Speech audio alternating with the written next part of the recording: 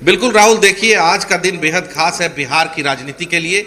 15 कुर्सियां लगाई गई हैं और 2 उप मुख्यमंत्री, 17 कुर्सियां लगाई गई हैं मंच पे। मेरे साथ मदन सहनी मौजूद है। पहला सवाल तो यही है कि मैं मान के चलूं कि 12:30-1 बजे तक मदन सहनी नई सरकार में मंत्री बनने जा रहे हैं। नहीं, मुझे तो पूरा भरोसा है। माननीय मुख्यमंत्री जी हमको हमेशा आशीर्वाद दिए हैं और एनडीए परिवार का और बहादुरपुर विधानसभा क्षेत्र के सभी मतदाता मालिक को भी हम आभार व्यक्त करेंगे। उन्होंने लगातार चौथी बार हम पर भरोसा किया है और हम लोग खुश हैं कि माननीय मुख्यमंत्री जी 10वीं बार शपथ ग्रहण आज लेंगे और उस मंत्री परिषद के हम भी सदस्य होंगे। ये हमारे लिए गौरव का क्षण है और हमारे सभी समर्थक का भी, एनडीए परिवार का भी। तो हम लोग माननीय मुख्यमंत्री जी का, माननीय प्रधानमंत्री जी का, श्री चिराग पासवान जी का, जीतनराम मांझी जी का, उपेंद्र कुशवाहा जी का, सभी शीर्ष नेताओं का हम लोग आभार व्यक्त करेंगे। श्री संजय झा जी का, श्री विजय चौधरी जी का, ललन बाबू का, जिन्होंने हम पर भरोसा किया। आज हम लोग उस गांधी मैदान, जो हम लोग का सपना था, शपथ ग्रहण तो इससे पहले भी 4-5 बार ले चुके हैं, लेकिन पहली बार गांधी मैदान में शपथ ग्रहण समारोह में शामिल होने और उसमें शपथ लेने का गौरव हासिल होगा।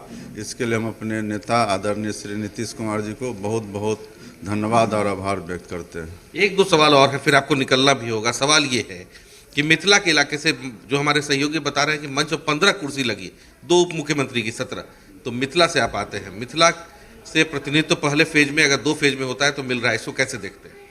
नहीं, मिथिला चूँकि पिछली बार भी 9 सीट हम लोग जीत के दिए थे सिर्फ दरभंगा से और मधुबनी से। जो पिछले बार रिजल्ट आया था वो सबको मालूम है कि मिथिलांचल का इलाका ही सरकार बनाने में अहम भूमिका थी। तो इस बार तो हम लोग 10 का 10 सीट जीते हैं और उस लिहाज से अगर हम लोग देखें तो जो उपलब्धि या जो मौका हम लोग को मिला है मिथिलावासी के नाते, उसके लिए हम लोग शीर्ष नेता को, माननीय मुख्यमंत्री जी, प्रधानमंत्री जी को हम लोग बहुत धन्यवाद करते हैं कि मिथिलांचल, मुख्यमंत्री जी तो हमेशा कहते हैं कि मिथिलांचल के विकास के बिना बिहार का विकास नहीं हो सकता है। और हम लोग बहुत सारे काम को गिना सकते हैं जो पटना के अंदर में हुए हैं और पटना के पैरेलल में अगर हम लोग देखें तो दरभंगा जिला में भी वो सारे काम हो रहे हैं।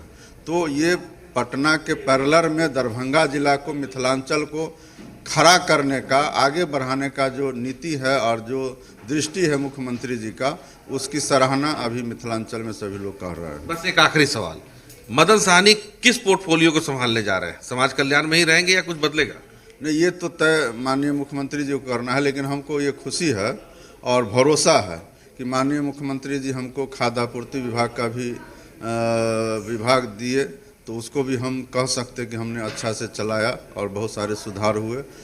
समाज कल्याण विभाग भी अभी हम 5 साल रहे, उसमें भी हम लोगों ने अपने स्तर से बहुत सारे काम किए और सुधार किए। आगे जो भी मौका मिलेगा, हमारा ये उद्देश्य है, जिस तरह मुख्यमंत्री जी अच्छा काम करते हैं तो उन्हीं के रास्ते पर चल करके हम लोग उनके अच्छे सहयोगी के रूप में गिने जाइए, हम लोग का मंशा रहता है और उसमें हमको अपना लगता है कि हम खरा उतरते हैं। शुक्रिया मदन सहनी जी। ये मदन सहनी थे, अभी सरकार में मंत्री, कार्यकारी मंत्री के तौर पर हैं और 2 बजे से नई सरकार में दोबारा मंत्री होंगे। इनको फोन आ गया है, इनके फोन की घंटी बज गई है कि आप शपथ लेने आए, ये मैं बता रहा हूं।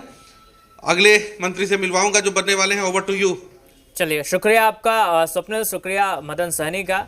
तो शपथ ग्रहण समारोह